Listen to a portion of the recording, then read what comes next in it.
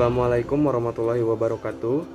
Di sini kami akan menjelaskan mengenai psikologi perkembangan kepribadian dan sosial pada peserta didik.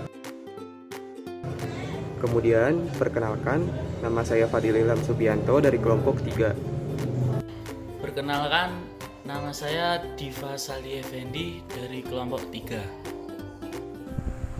Perkenalkan, nama saya Ekstia Febrika Dokter Putri, saya berasal dari kelompok 3. Perkenalkan, nama saya Fatia Zara Labiba dari kelompok 3. Pengertian perkembangan pribadi dan sosial peserta didik.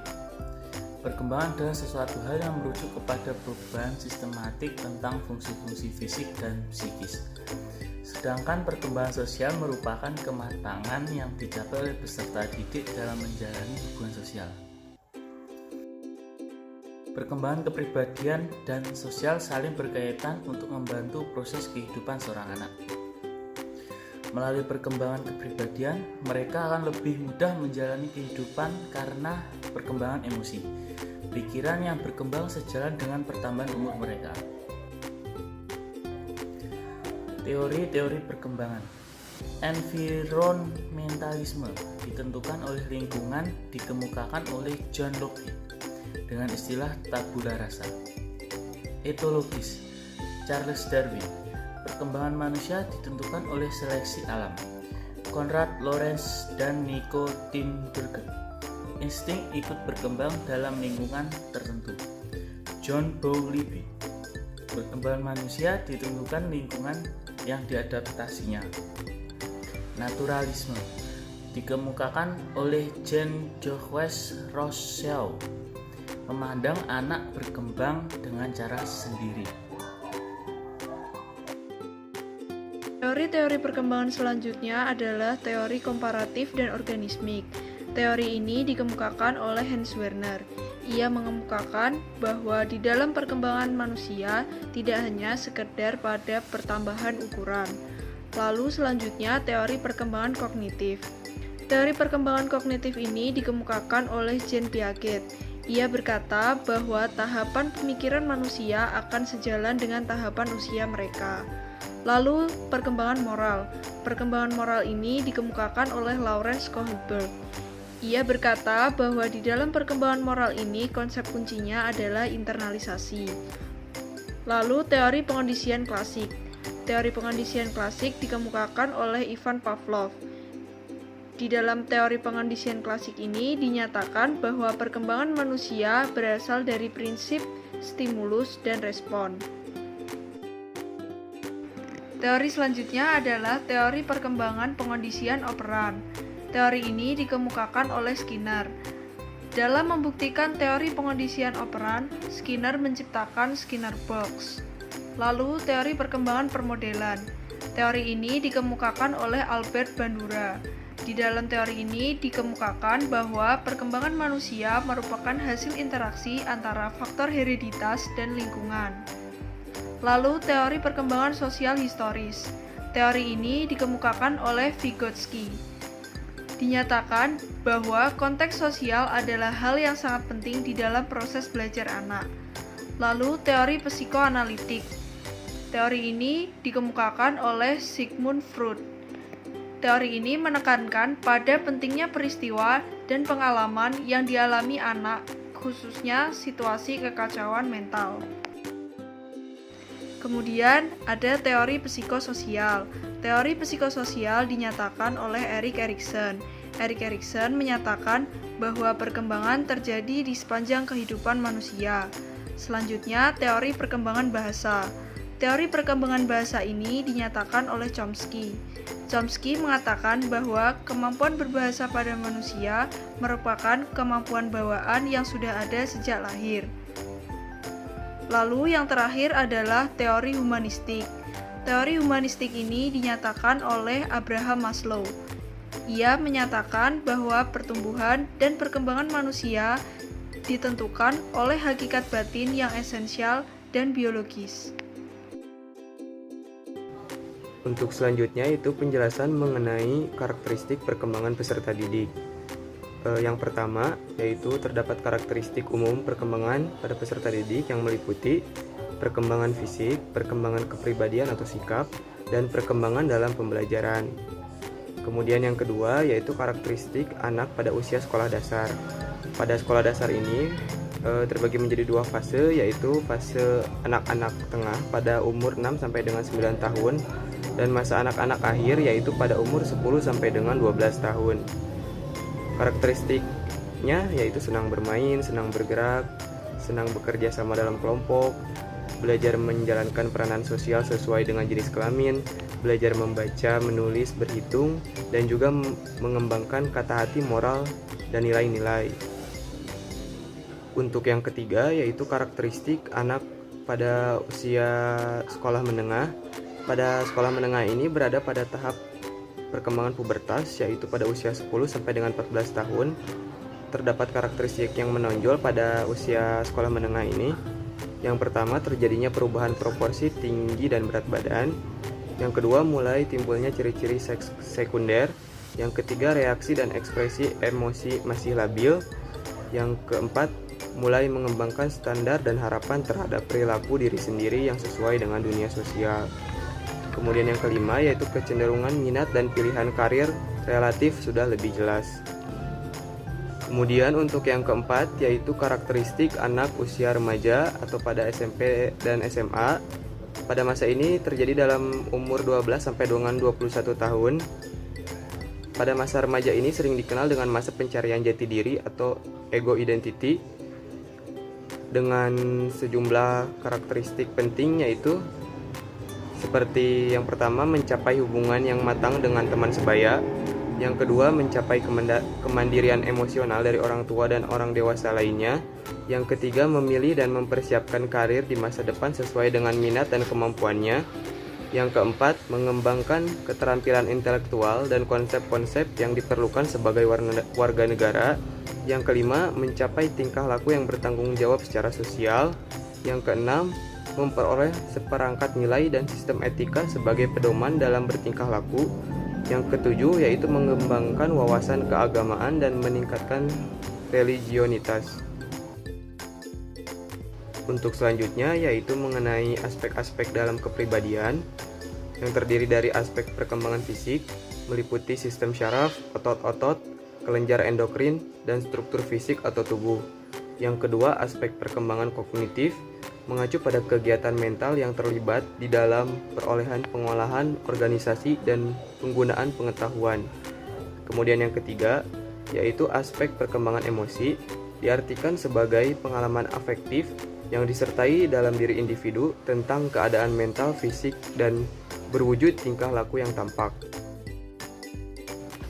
Kemudian yang keempat, yaitu aspek perkembangan sosial, diartikan sebagai proses belajar untuk menyesuaikan terhadap norma-norma kelompok, moral, dan tradisi. Yang kelima, yaitu aspek perkembangan moral, mengatur segala perbuatan yang dinilai baik dan perlu dilakukan serta suatu perbuatan yang dinilai tidak baik dan perlu dihindari. Kemudian yang keenam atau yang terakhir, yaitu aspek perkembangan bahasa. Perkembangan bahasa ada dalam satu lingkup. Dengan perkembangan sosial, bahasa adalah salah satu cara utama mengekspresikan pikiran. Saya akan menjelaskan mengenai bentuk-bentuk tingkah laku sosial peserta didik. Yang pertama adalah pembangkangan. Tingkah laku ini muncul karena adanya tata tertib atau penerapan disiplin yang dilakukan oleh orang tua atau lingkungannya yang tidak sesuai dengan kemauan si anak. Tingkah ini umumnya muncul ketika usia 18 bulan dan mencapai puncak pada si anak menginjak usia 3 tahun dan mulai berkurang atau menurun pada usia 4 hingga 6 tahun. Misalnya saat anak berusia 2 tahun, mereka menolak untuk dipakaikan baju. Mereka ingin memakai baju sendiri atau menolak disuapi ketika makan. Mereka lebih memilih makan sendiri walaupun pada nantinya akan berantakan. Sebagai orang tua, harus memahami sifat ini sebagai proses perkembangan anak dari sikap bergantung menuju sikap yang lebih mandiri. Yang kedua adalah agresi. Agresi merupakan perilaku menyerang balik secara fisik maupun kata-kata. Agresi adalah pengungkapan dari rasa kecewa karena keinginannya atau kebutuhannya tidak terpenuhi. Biasanya tingkah laku ini diwujudkan dengan menyerang seperti mencubit, menggigit, dan menendang. Hal yang perlu dilakukan oleh orang tua ketika anak sedang agresi adalah dengan mengurangi agresivitas anak dengan cara mengalihkan perhatian atau keinginan anak. Jangan pernah menghukum anak yang sedang agresi, karena hal ini akan menambah agresivitas seorang anak.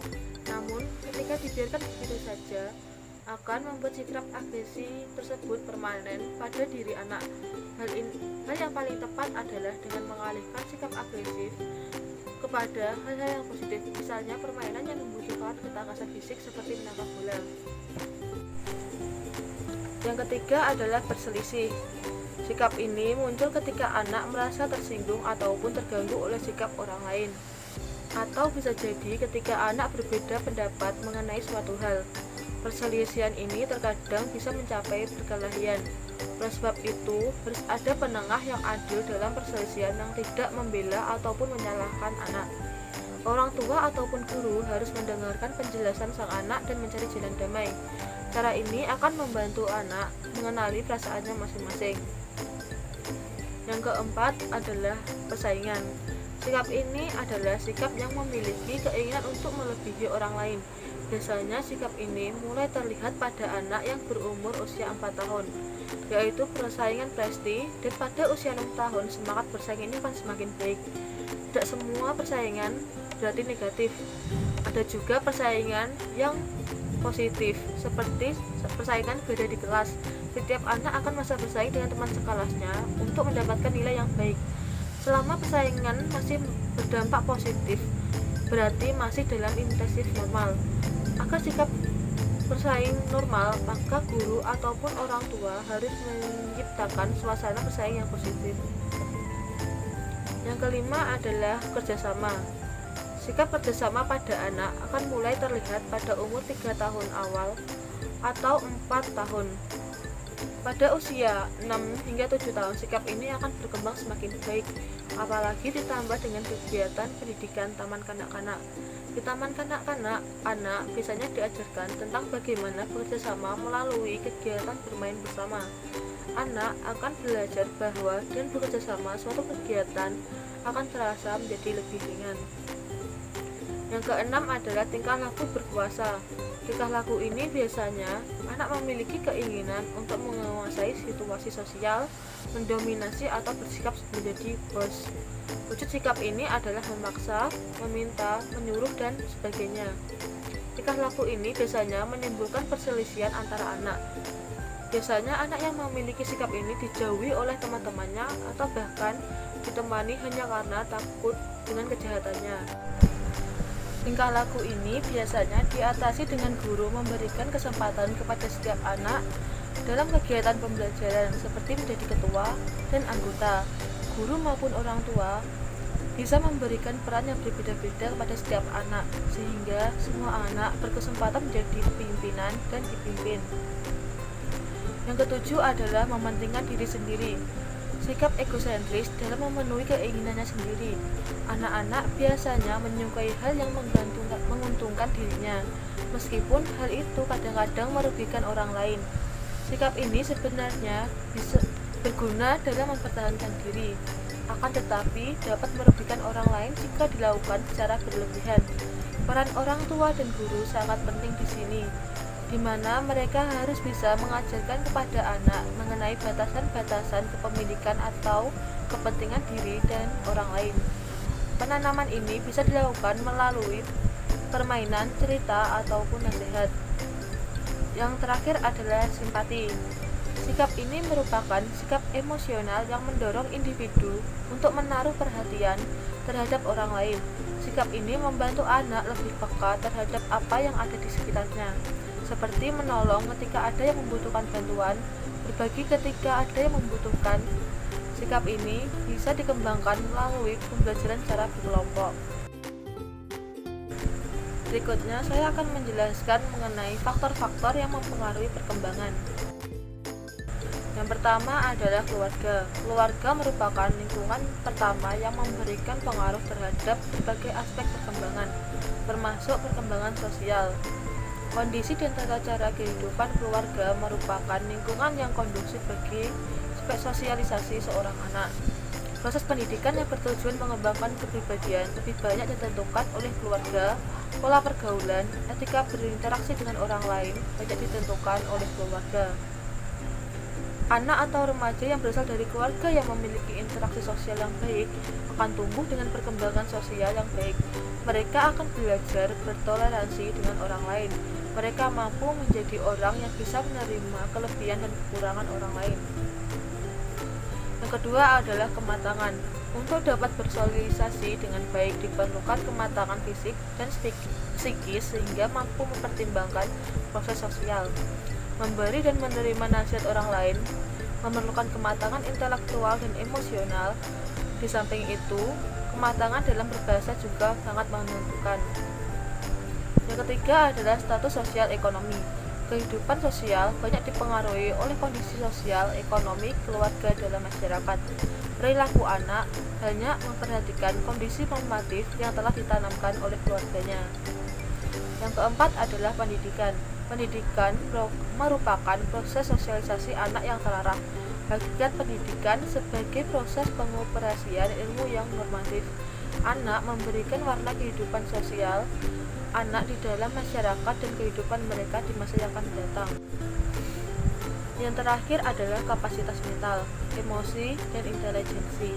Kemampuan berpikir dapat banyak mempengaruhi banyak hal, seperti kemampuan belajar, memecahkan masalah, dan berbahasa. Perkembangan emosi berpengaruh sekali terhadap perkembangan sosial anak. Anak yang berkemampuan intelek tinggi akan berkemampuan berbahasa dengan baik. Oleh karena itu, jika perkembangan ketiganya seimbang, maka akan menentukan keberhasilan perkembangan sosial seorang anak.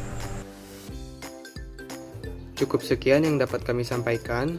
Mohon maaf bila ada kesalahan dalam bertutur kata ataupun ada kekurangan dalam penyampaian materinya. Billahi taufiq wal hidayah. Wassalamualaikum warahmatullahi wabarakatuh.